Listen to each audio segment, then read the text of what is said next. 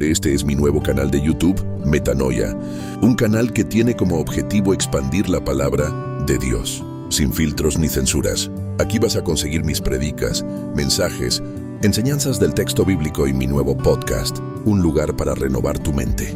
Soy autor del libro Dios Manifestado. Comenzamos. ¿En qué debo pensar? ¿Qué sucede cuando esos pensamientos son repetitivos? ¿Cómo los puedo interrumpir? Bueno, cuando comiences a pensar de forma repetitiva, debes preguntarte si eso que estás pensando es verdadero o es simplemente una especulación. Piensa en todo lo digno. El problema es que nosotros no sabemos distinguir entre lo que es digno y lo que es indigno, porque tenemos una definición muy baja del pecado. Creemos que el pecado es todo aquello que es extremo: la prostitución, la droga, robar. Susanna Wesley, madre de 19 hijos, perdió a 9 cuando eran niños. Fue la madre de 2 de los más grandes teólogos y predicadores británicos, John y Charles Wesley. Cuando eran niños le preguntaron a ella, sus hijos, ¿qué es el pecado? Y ella respondió: cualquier cosa que debilite tu razonamiento, cualquier cosa que altere la sensibilidad de tu conciencia, oscurezca tu apreciación de Dios y te aparte de todo aquello que es espiritual. En otras palabras, cualquier cosa que aumente el poder de la carne sobre el espíritu, independientemente de cuán bueno sea en sí mismo. Nosotros, los cristianos, estamos llamados a vencer cualquier argumento intelectual que vaya en contra del conocimiento de Dios. 2 Corintios 10:3-5. Crecemos en el estudio de la Biblia para conocer y encontrar en la Escritura a Cristo, sabiduría y poder de Dios. Vivimos en un mundo que cada vez avanza con mayor velocidad. El acceso a la información es abundante y hasta a cierto punto intimidante. Irónicamente, la mayoría de las personas han desarrollado una especie de pereza metafísica, teniendo acceso a una enorme cantidad de información literalmente al alcance de los dedos. Pero muchas de las veces no hacemos el mínimo esfuerzo por indagar en temas de trascendencia. Es común cuando nos encontramos en medio de una conversación en la que hay 2 ideas en pugna, llegamos al punto en el que alguno de los dos suelta una bomba para destruir la discusión. La célebre frase: bueno, lo que es verdad para ti no necesariamente es verdad para mí.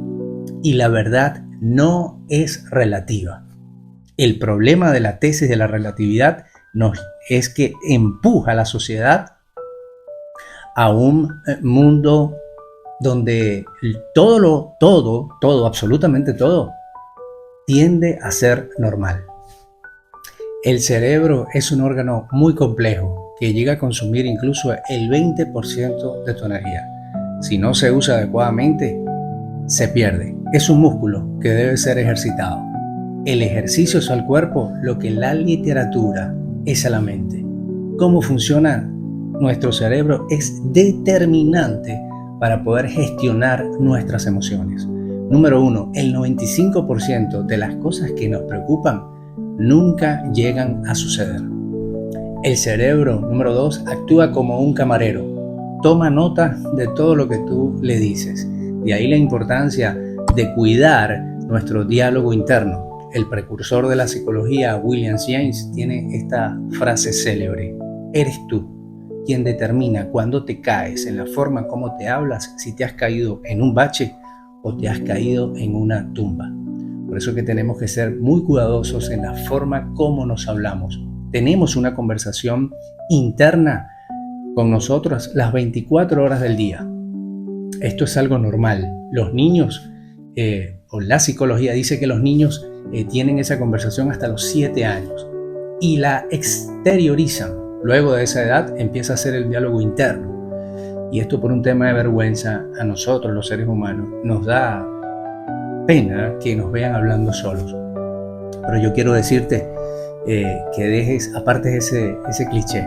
Cada vez que hables contigo mismo, eres una persona sana y trata de tener un diálogo interno de forma que te cuides, que sea productivo para tu vida. En la práctica, el cerebro es como una pista de aterrizaje, ¿no? Como un aeropuerto. Los pensamientos son una especie de aviones queriendo aterrizar. Tenemos que estar entrenados, tal y como lo hace un controlador de vuelo. El avión le informa a la torre de control si autoriza su aterrizaje. La última palabra, ¿quién la tiene? El controlador de vuelo, la torre de control. Debemos distinguir si el avión que desea aterrizar es un avión terrorista que viene a destruir. Porque hay aviones que aterrizan y se vuelven a despegar, pero hay aviones que desean pasar largo tiempo en tu hangar. Dios nos enseña a través de el Salmo 51, escrito por David: unges mi cabeza con aceite. Esto es una enseñanza hermosa, porque en aquel momento el pastor cuidaba su rebaño de ovejas y habían o existían enjambres de moscas que se introducían por las fosas nasales o por las orejas a estos animales, colocaban allí sus larvas y estas crecían. No salían, sino que se iban comiendo el cerebro de la oveja. Por eso en aquel momento se ungía la cabeza de la oveja con aceite, para evitar que las moscas colocaran sus larvas. Aquí la enseñanza es poderosa. Belcebú significa príncipe de las moscas. Son esos pensamientos que el enemigo quiere constantemente anidar allí en tu mente para que produzcas la fatalidad. Fíjate que las ovejas era el dolor que les causaba tanto estas larvas que se comían el cerebro, que la oveja en su desesperación se corría y se tiraba contra la roca, y muchas de ellas terminaban muriéndose, que es justamente lo que quiere el enemigo. Unge mi cabeza con aceite. Número 5. La actitud previa para enfrentar los desafíos que nos presenta la vida es determinante para poder afrontarlos. Por eso la gente abandona antes incluso de haber comenzado. Viktor Frankl, el sobreviviente al holocausto judío, narra que en los campos de concentración nazi les quitaban todo. Les quitaban la ropa, las fotos, hasta el nombre, y les daban un número. Él señala en su testimonio, en su libro, que al ser humano le pueden quitar absolutamente todo. Lo único que no le pueden quitar es la última de las libertades individuales: la actitud frente a la adversidad. Dios, a través de la ciencia, nos enseña, le enseña al hombre cómo funciona nuestro cerebro a través de la memoria. El neurocientífico Rodrigo Quian Quiroga dice que la neurociencia de unos 10 años para acá le ha venido informando al hombre que nosotros, los seres humanos, premiamos la memoria desde muy pequeños, a los niños, en las escuelas. Pero escucha esto: el cerebro fue diseñado para olvidar lo que más puedas y no para memorizar o recordar. El tema aquí es ¿qué es lo que debemos recordar? La palabra de Dios nos enseña que Asaf, uno de los 3 levitas que fue autorizado por el rey David para adorar en el templo, pasaba por una situación muy compleja. No explica la Biblia qué es lo que le sucedió, pero estaba sumergido en el pozo de la depresión. Y empezó a recordar. Jeremías, el profeta Jeremías, también le ocurrió lo mismo. Estaba sumergido en el pozo de la depresión y ambos profetas empezaron a recordar. Asaf recordaba las maravillas antiguas de Dios y Jeremías empezó a recordar el carácter de la fidelidad de Dios. Recordar los llevó al pozo de la depresión, pero recordar también los sacó de ese mismo lugar. En el libro de Números, Dios nos enseña algo también maravilloso. Esta historia que yo he denominado la añoranza por las cebollas. Luego que Moisés saca al pueblo de Egipto, que Egipto quiere decir o significa en el hebreo original Misraim quiere decir lugar estrecho. En Deuteronomio 8:8 nos podemos dar cuenta que Dios los quiere llevar a la tierra prometida, porque en la tierra prometida hay árboles frutales. Habían 8 árboles o clases de árboles, de los 8, 4 eran frutales. Allí te vas a dar cuenta que en Egipto no llovía, por eso no habían árboles. Ellos sembraban pequeñas hortalizas y por la cantidad de agua que tenían el río muy cercano, que era el Nilo. Dios los quiere sacar de ese lugar estrecho y los quiere llevar a la tierra prometida.